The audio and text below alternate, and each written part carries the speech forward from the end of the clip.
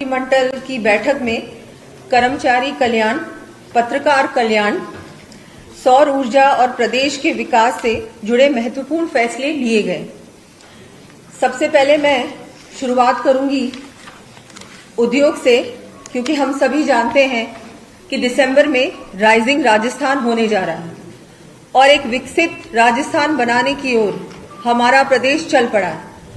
और आज एक बहुत महत्वपूर्ण रिप्स 2024 को मंजूरी दी गई है।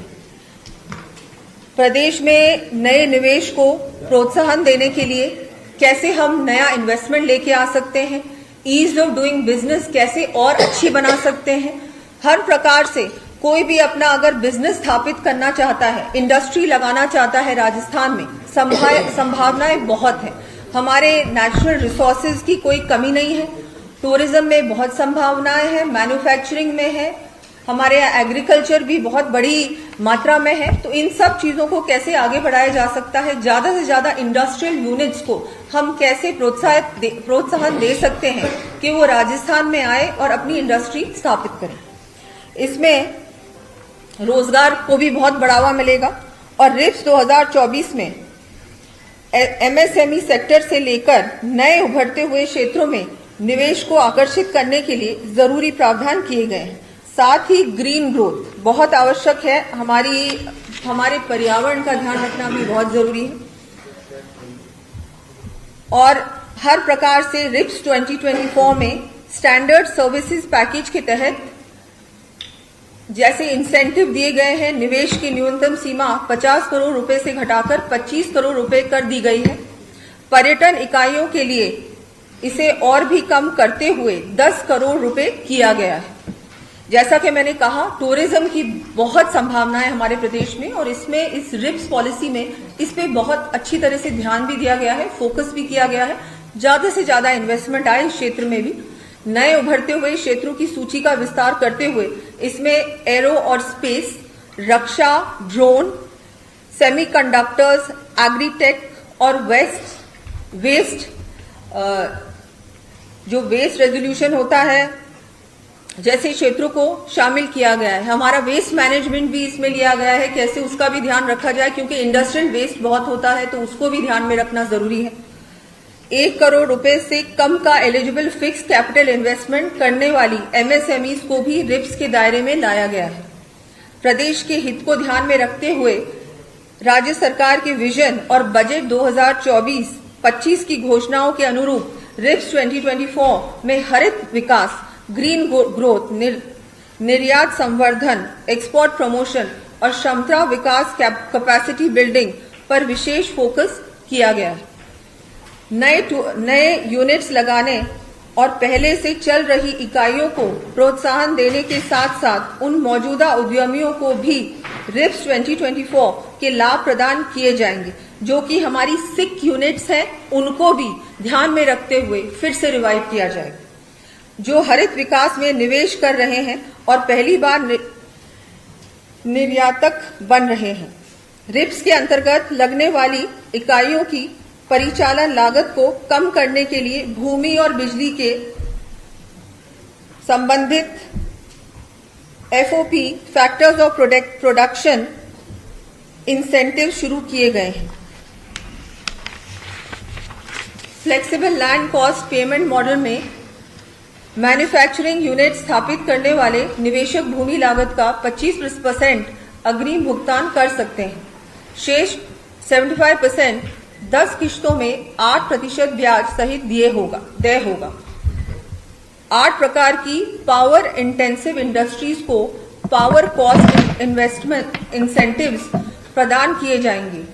इसमें कैप्टिव रिन्यूएबल एनर्जी संयंत्रों में निवेश पर सब्सिडी के साथ ही अतिरिक्त 5% स्टेट जीएसटी प्रतिपूर्ति का पीएनजी की वैट दर पर 5% वैट प्रतिपूर्ति का विकल्प शामिल है।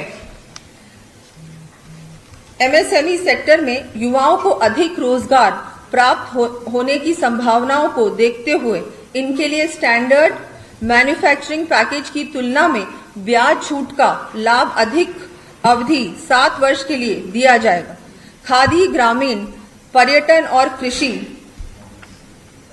MSME के लिए अतिरिक्त लाभ दिए जाएंगे। इसी प्रकार MSME के लिए स्टैंडर्ड विनिर्माण पैकेज और स्टैंडर्ड सेवा पैकेज की तुलना में निवेश सब्सिडी का लाभ अधिक अवधि 10 वर्ष के लिए दिया जाएगा।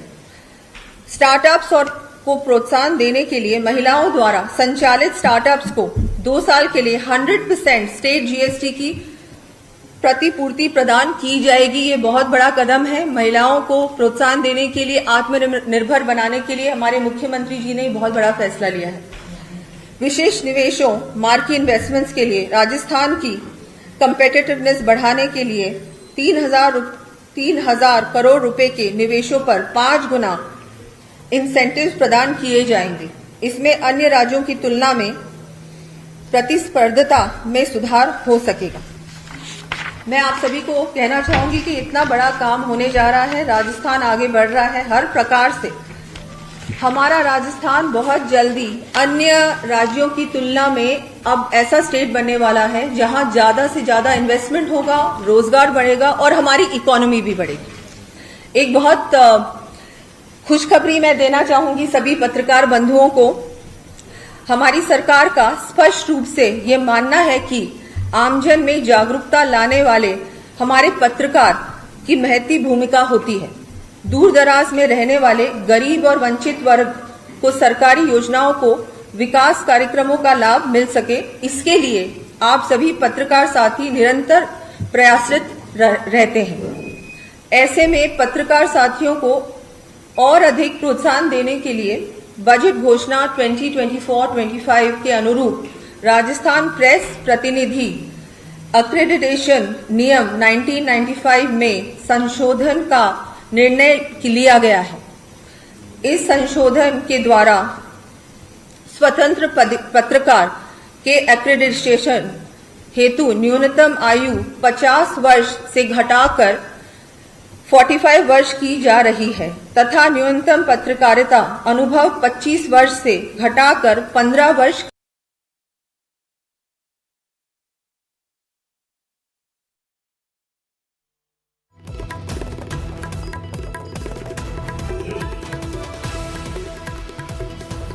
तो कैबिनेट की बैठक के बाद प्रेस ब्रीफिंग करते हुए उप मुख्यमंत्री दिया कुमारी ने जानकारी दी है। पत्रकारों को लेकर के भी बड़ी घोषणा सरकार की ओर से की गई। कैबिनेट की बैठक में अहम फैसला किया गया जिसमें राजस्थान प्रेस प्रतिनिधि एक्रेडिटेशन नियमों में बदलाव किया गया है। पत्रकारों को और ज्यादा बेहतर तरीके से सुविधाएं मिल पाए, इसे लेकर के बड़ा ऐलान हुआ है। लोकतंत्र को जीवित और समृद्ध रखने के लिए चौथे स्तंभ का और लोकतंत्र में आमजन की आवाज बनकर सरकार के ध्यान में अनेक महत्वपूर्ण मुद्दे लाने वाले सभी बंधुओं का बहुत बहुत धन्यवाद व आभार की आज ये खुशखबरी आपके लिए जैसा अभी बताया गया